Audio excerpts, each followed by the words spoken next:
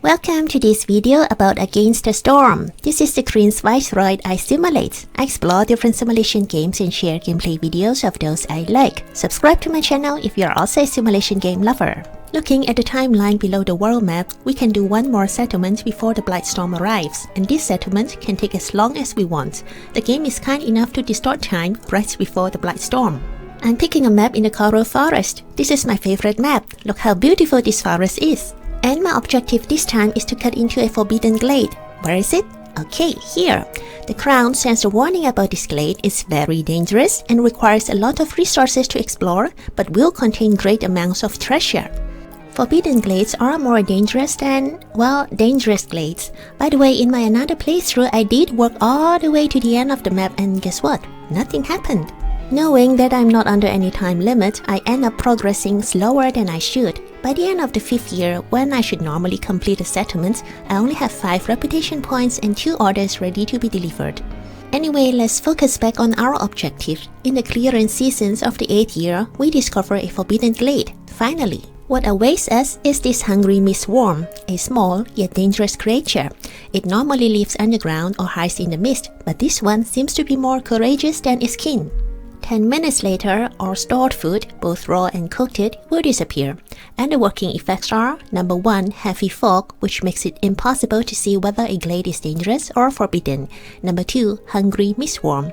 Cooked and raw food in a warehouse is disappearing at a rate of 3 items every 10 seconds. Okay, I'm going for the reputation point reward. After assigning workers, we see that it will take us 2 minutes 30 seconds to complete this event. That is 2 times 60 plus 30, which is 150 seconds. 3 items every 10 seconds means in total 45 food items. We now have 142 food items. Let's see where we stand after 2 minutes 30 seconds. I'm not that concerned because we already have 11 reputation points and there are orders ready to be delivered. In the worst case, we just turn in 1 and go back to the smoldering city. But it's really dropping fast. Poor us, there are over 60 villages and we only have 57 food items now, when the glade event is 34% complete. While in addition to the work effect, our villages consume food as well. The settlement's gathering and food production speed is not sufficient to counter this additional consumption. Our food reserve plunges to 14 right before this event is over. This also marks the completion of this settlement. And we tick off 2 deeds. Win a game on the coral forest biome with 25 beavers. Slowing things down has some merit. We normally would not have this many beavers 5 years into working on a settlement. Back to the world map, the icon of this last settlement lies right before the end of the cycle. The Blight Storm is almost here, so no further expeditions can embark during this cycle. Let us complete this cycle. The settlements have been abandoned and people are returning to the citadel. The cycle summary tells us the rewards we earned and spent, the content we unlocked, and the experience gained. Everybody, behold, the Blight Storm is here. A new cycle has begun! We have to start from the smoldering city again. Actually, I missed something in the previous cycle. To venture further away, we should purchase this upgrade, Pioneer's Gate Level 3. Then we can see more of the world map at the beginning of a cycle and can venture 1 field further. Anyway, too late. Now let me purchase Pioneer's Gate Level 2.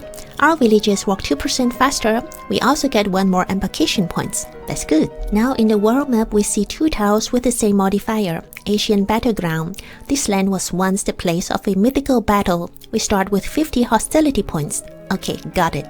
This map gives a penalty already when the forest hostility level reaches 1. Some villages work 40% slower. It's something we will have to deal with, especially now that we start with 50 hostility points. In the last episode, we unlocked the big shelter. Now we are building 1. One normal shelter occupies 4 grids and can house 3 villages. This big shelter takes up only 6 grids but can accommodate 6 villages, so building big shelters saves us some space. In this map, we have an interesting, dangerous glade object, Leaking Cauldron. An old, broken piece of brain punk technology is contaminating the soil around it. Let's work on it. Otherwise, all planted crops will get destroyed and everybody gets a -8 hit on resolved. Working effect is that food production is 60% slower. We have over 450 food. It's fine. The first time I saw this, I thought it's a spider, but it's a dancing cauldron which is leaking. Before we complete this dangerous glade event, we have taken off enough orders to complete these settlements right before the end of the 5th year. Doing so actually unlocks a deed. Win a game with 1 dangerous glade event still active. I haven't paid much attention to the score so far. Now let us spend some time to look at it. Winning the game gives 50 points. Reputation 120. Impatience left. I suppose this means how not impatient the green was. And then orders completed, regular events, dangerous events. Kind soul means nobody died. Unity, nobody left. Rider of the Storm, game finished before year 6. Town if we finish with at least 40 villages. Guildsman as we had over 100 embers. Wow, we are rich. You could see here the difficulty multiplier is 0.5. That's because I picked the easiest settler difficulty. In my next episode, I will try the pioneer difficulty. Fingers crossed it will not be too bad. Okay, I hope you enjoyed this video as well as the game. Stay tuned and enjoy Against the Storm. See you next time. Take care.